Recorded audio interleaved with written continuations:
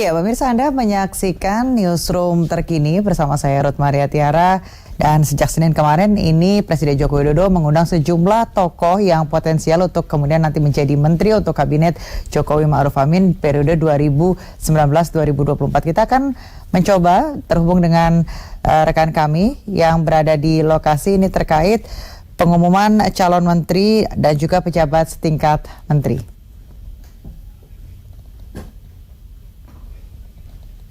Ya, rekan Rifki. Ini mengembangkan industrialisasi yang berorientasi pada ekspor dan ekspor. Yang ketiga, Bapak Profesor. Ya, rekan Tiara, saat ini Presiden Joko Widodo mulai memperkenalkan nama-nama menteri yang sebelumnya pada hari Senin dan Selasa mulai dipanggil secara satu persatu oleh Presiden Joko Widodo. Dan memang pada nama-nama menteri yang saat ini telah diperkenalkan mulai hadir ke Istana Negara sekitar pukul 7. Nama-nama menteri yang tadinya sekitar pukul 7 mulai berangsur hadir sampai sekitar pukul 8 pagi tadi, dan dikonfirmasikan ada sekitar 35 nama-nama orang yang memang sedang diperkenalkan saat ini. Dan kita saksikan langsung perkenalan nama-nama menteri Presiden Joko Widodo yang Kabinet Indonesia Maju. Kembali ke Tiara.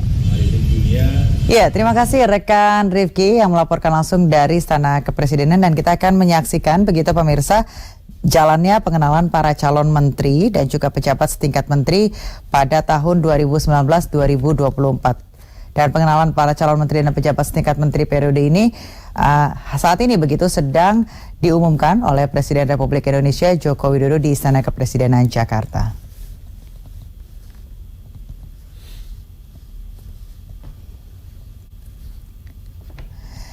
Segera terobosan-terobosan dalam rangka sebagai poros maritim dunia menangani hambatan investasi dan merealisasikan komitmen investasi besar berada di tangan beliau.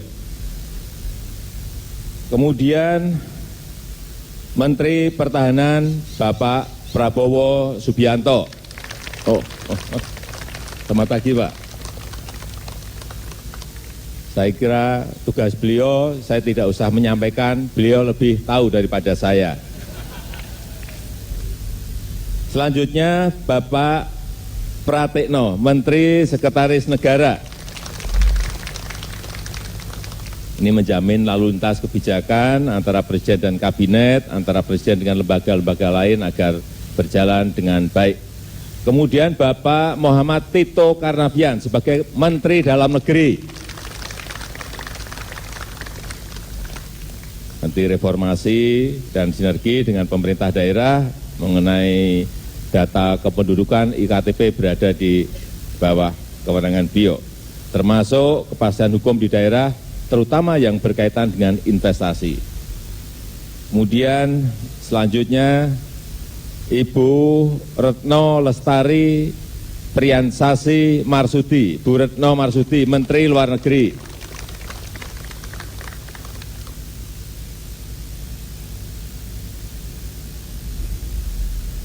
Yang ke-9, Bapak Jenderal Fahru Razi sebagai Menteri Agama. Waalaikumsalam warahmatullahi wabarakatuh.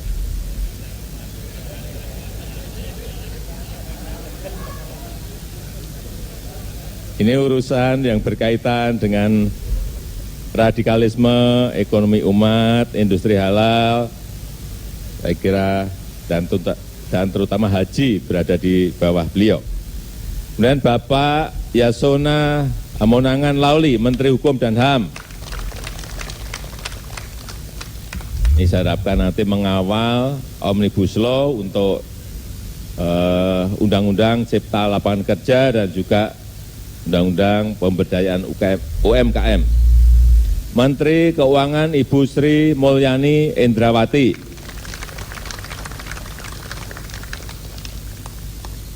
Urusan pajak yang ramah investasi, urusan rasio hutang terhadap PDB, urusan current account deficit, saya kira berada di wilayah beliau. Kemudian yang ke-12, saya manggilnya Mas saja karena masih muda, Mas Nadiem Anwar Makarim, Menteri Pendidikan dan Kebudayaan. kita akan membuat terobosan-terobosan yang signifikan dalam pengembangan SDM, yang menyiapkan SDM yang siap kerja, siap berusaha, yang melink and match-kan antara pendidikan dan industri nanti berada di wilayah Mas Nadiem Makarim. Yang ke-13, Jenderal Dr. Terawan Agus Putranto, Menteri Kesehatan. Karena nanti urusan stunting, industri kesehatan, layanan kesehatan dasar, kemudian juga tata kelola BPJS berada di wilayah beliau. Kemudian yang ke-14, Bapak Juliari Peter Batubara, Menteri Sosial. Urusan kartu sembako murah, program Keluarga Harapan, kemudian manajemen kebencanaan untuk bantuannya berada di bawah beliau. Ibu Ida Fauziah, yang ke-15, Menteri Tenaga Kerja. Urusan kemitraan, pendidikan, industri, meningkatkan kapasitas pekerja, mengenai jaminan sosial tenaga kerja, mengenai perlindungan pekerja migran, berada di bawah Bu Ida Fauziah. Yang ke-16, Bapak Agus Gumiwang Kartasasmita, Menteri Perindustrian. Urusan industrialisasi yang berorientasi ekspor, industrialisasi, substitusi barang-barang impor, dan teknologi untuk usaha kecil, usaha menengah, usaha mikro berada di bawah beliau. Kemudian Bapak Agus Suparmanto, Menteri Perdagangan.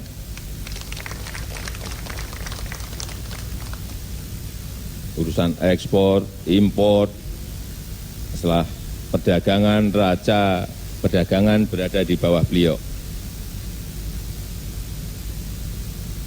Kemudian Bapak Arifin Tasrif, Menteri ESDM. Beliau ini pernah menjadi dirut di BUMN, kemudian menjadi dubes di Jepang. Saya kira urusan yang berkaitan dengan realisasi energi baru terbarukan, mengurangi impor migas, dan lain-lainnya berada di bawah beliau nantinya. Kemudian Bapak Basuki Hadi Mulyono, Menteri PUPR. Tugasnya infrastruktur, sudah kita tahu semuanya. Bapak Budi Karya Sumadi, Menteri Perhubungan. Kita harapkan nanti Pak Basuki, Pak Budi Karya bisa mempercepat konektivitas antara jalan-jalan yang sudah ada, airport, pelabuhan, dengan industri, dengan pariwisata, dan dengan yang berkaitan dengan logistik. Bapak Joni Gerat Plate, Menkom Info, yang berkaitan dengan cybercrime, kedaulatan data, kemudian industri teknologi informasi di domestik menjadi wilayah beliau. Yang ke-22, Bapak Sahrul Yassin Limpo, Menteri Pertanian. Ini yang berkaitan dengan petani, dengan pangan, dengan mengkorporasikan petani, meningkatkan produktivitas pertanian berada di wilayah Pak Sahrul Yassin Limpo. Beliau dulu adalah gubernur di Sulawesi Selatan. Ibu Siti Nurbaya Bakar, ke-23, Menteri LHK. Urusan industri hijau, kehutanan sosial, carbon trading, kebakaran hutan berada di wilayah Bu Siti. Bapak Edi Prabowo, Menteri Kelautan Perikanan. Nah, urusan ikan, industri perikanan, wisata maritim, dan lainnya berada di bawah beliau. Bapak Abdul Halim Iskandar, ke-25, Menteri Desa dan Pembangunan Daerah Tertinggal dan Transmigrasi, Bapak Sofyan Jalil, sertifikasi tanah redistribusi lahan berada di wilayah Pak Sofyan Jalil. Kemudian Bapak Suharso Mono Arfa, Menteri PPN dan Kepala Bappenas. Beliau adalah dari P3.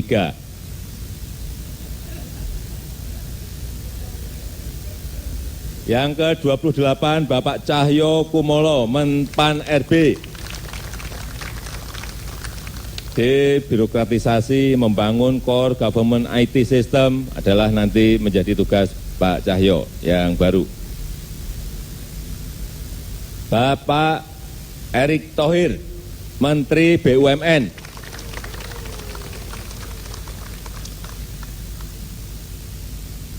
Membangun BUMN,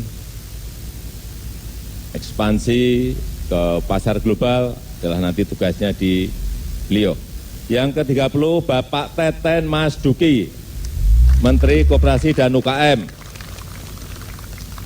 Urusan UMKM yang harus bisa go global, memperkuat modal, skill, dan jaringan pelaku UMKM menjadi urusannya nanti Pak Teten Mas Duki, termasuk modernisasi koperasi. Yang ke-31 Bapak Wisnu Tama Kusbandio,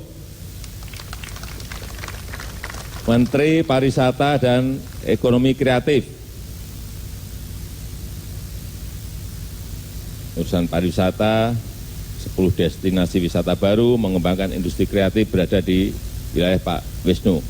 Yang ke-32 I Gusti Ayu Bintang Dharmawati, Menteri PPA, Pemberdayaan Perempuan dan Anak,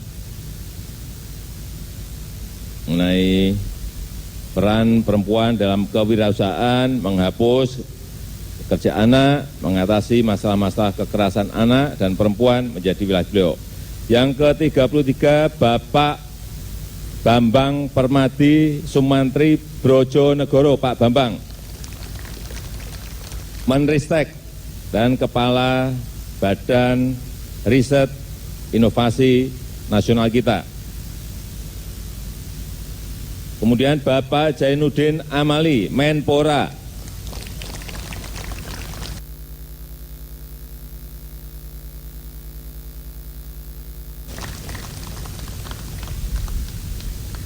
Sepak bolanya, Pak.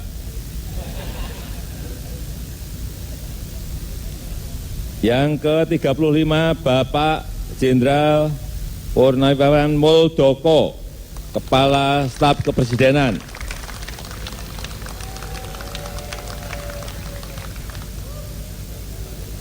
Yang ke-36 Bapak Pramono Anung, Seskap.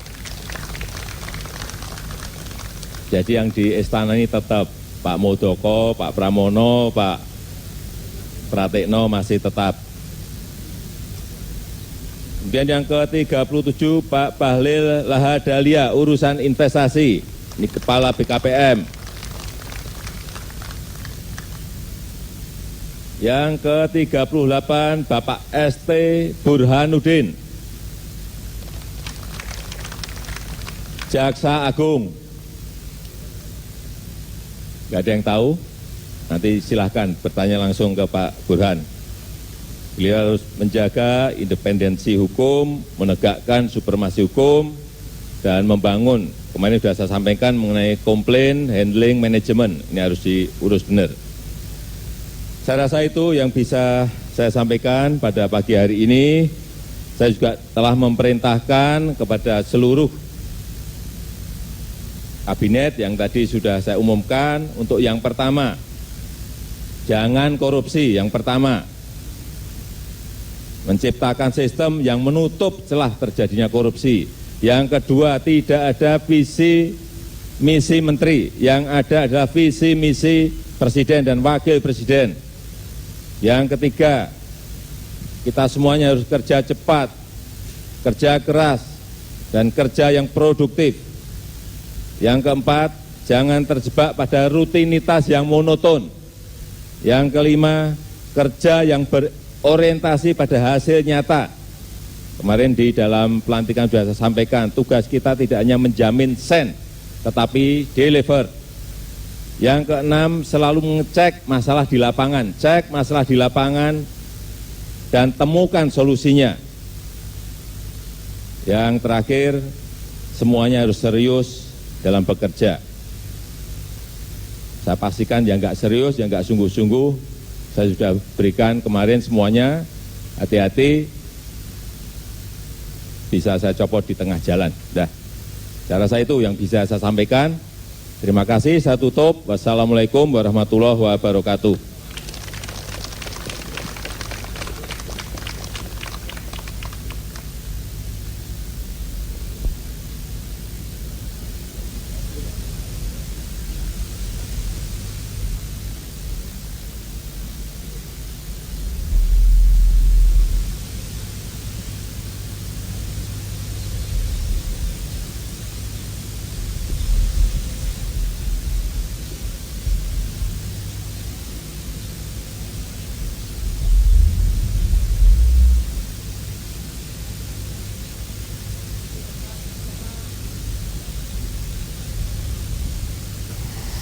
Iya, pemirsa, demikian tadi Presiden Republik Indonesia Joko Widodo sudah mengumumkan nama menteri dan juga pejabat setingkat menteri periode tahun 2019-2024. Dan ada beberapa nama ataupun posisi yang masih ditempati oleh orang-orang lama. Nah, kemudian ada juga beberapa posisi yang ditempati oleh wajah-wajah baru begitu.